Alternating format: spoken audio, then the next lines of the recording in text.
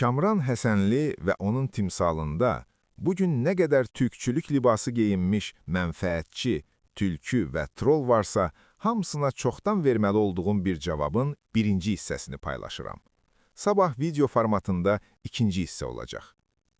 Qulu Məhərrəmli İlham Əliyevin burun əməliyyatından sonra Peterburqa getməməsi haqqında olan statusuna Kamran Həsənli bayraqlı və smaylikli bir şərh yazaraq dəstək bildirmişdi. Şərhinə cavab olaraq yazıram. Kamran Həsənli, Kamran bəy, getsəydi sizə və Qulu müəllimə görə siyasi xarakterli taktiki bir gediş olacaqdı yəqin ki. Bu möhtərəm nə etməlidir ki, sizin milli damarınıza basıb tənqid hədəfinə gəlsin? Yoxsa sizin fitrətinizdə, qurban olduğum, proqramlaşdırmanı ancaq təqdir istiqamətində yaradıblar? Kamran Həsənlinin yazısı. Möhtərəm elə ancaq biz istədiklərimizi eləyir. Xankəndini alıb Rusların zabitlərini öldürüb, tarixdə ilk dəfə vətənimizi murdar Rusiklərdən təmizlədi. Sonra Ruslara qaz yerişi yeritdi. Sifətləri qanlı, əzik halda məhkəməyə çıxardıb bastı qəzamətə. Türk Dövlətləri Birliyini, hətta Pezişkiyan qədəşimizi Xankəndində bağrına bastı. Paşiki bizim adam eləyib Turanı təbliğ etdirdi.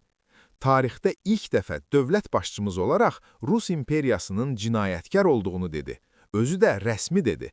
İrəvandan Qarabağın işğalına qədər Rus işğalı olduğunu bəyan etdi. Hətta 1920-ci il Sovet işğalını da Rusun düz üzünə şapalaqladı və s. və s. Bir sözlə, biz Turançıların bütün istəklərini yerinə yetirir. Rus məktəblərinin bağlanmasını da biz tələb edirik. Bizdən başqa tələbimizə qoşulan igidləri nəsə yanımızda görmürük. Onu da görürəm ki, möhtərəmin son zamanlar ancaq bizim 10 illiklərdir dediklərimizi həyata keçirməsi, taxtabaş düdükləri bərk, çox bərk yandırır. Bunun da başqa bir ləzzəti var. Hörmətlə K.H. Cavab yazıram. Kimə lazımdır axı bu taxtabaş Turan oyunları? Heydər Əliyevin təslimçi, torpaqları təhvil verən siyasətində dinmirdiniz. İlham Əliyev bu siyasəti uğurla davam etdirəndə də dinmirdiniz. Orduya Rusiyadan dəmir qalaqları alıb yığanda Putinlə ortaq otqat əməliyyatlarına səs çıxarmadınız.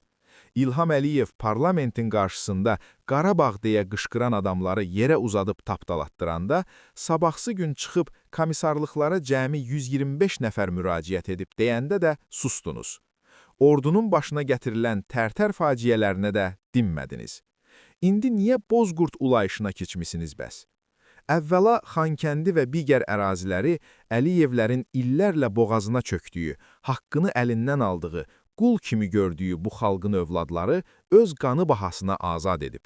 İkincisi, geosiyasi konjunktura elə gətirib çıxardı ki, bu proses qaçılmaz idi və bədbəxtlikdən ölkənin başında yenə Əliyevlər vardı. Bu müqəddəs işi xalq başa çatdırdı. Amma bu hakimiyyət öz ətrafına yığdığı dəllal, dələduz, fırıldaqçı türkçülərin dili ilə bu uğuru öz adına çıxarmağa çalışır.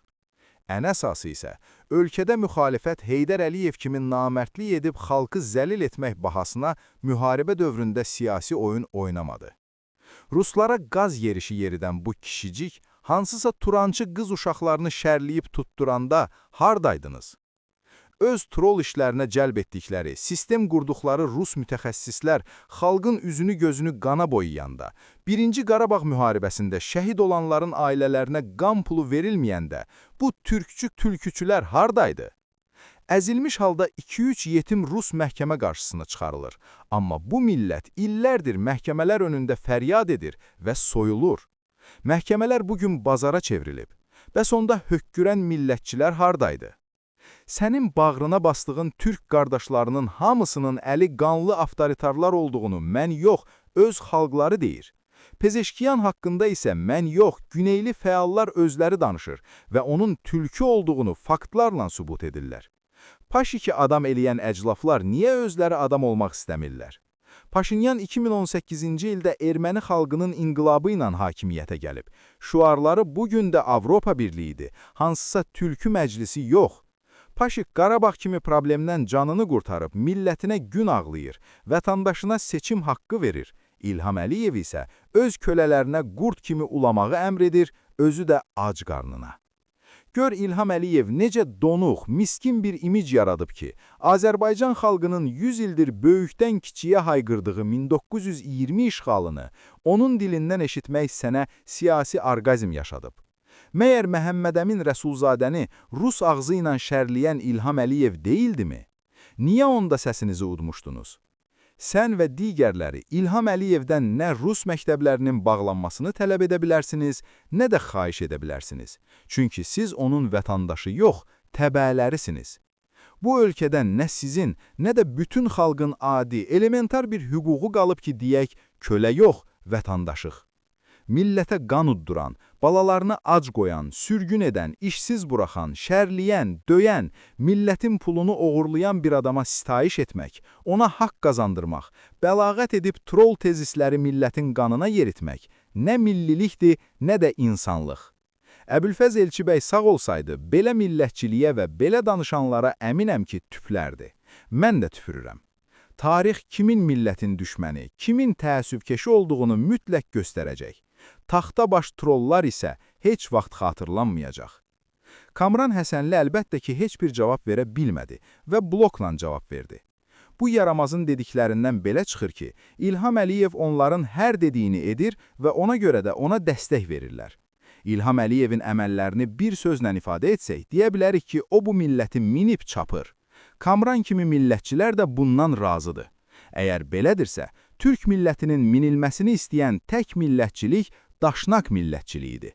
Belə çıxır ki, Kamran və onun kimi tülküçülər daşnaq millətçisidir.